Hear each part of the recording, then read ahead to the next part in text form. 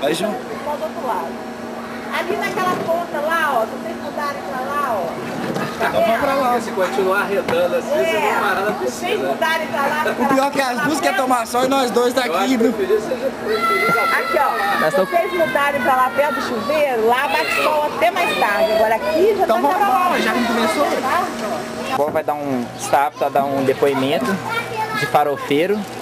Ó, porra nenhuma, farofeiro é o cacete. Primeiro, domingão, sem fazer porra nenhuma em casa. Mecena é o caralho.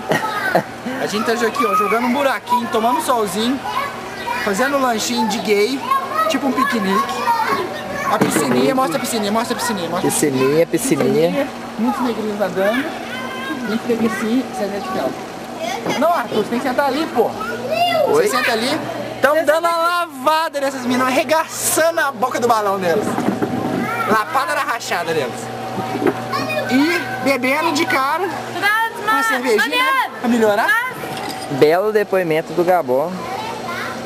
Onde está a Mari? Deixa eu mostrar. Pode mostrar a mulher sem roupa aí, pô. Deixa eu mostrar o chapéu Dante do Arthur. Chapéu Dante do Arthur. Chapéu crocodilo Dante. Chapéu Dante. Crocodilo Magrelo de pessoa. Pito pequeno.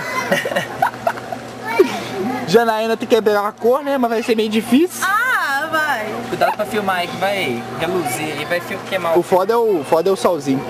Mas é isso aí, ó. Muitas coisitas. Não sei se dá pra ver não, mas é um clube pequeno, mais agradável. Arthur, como é que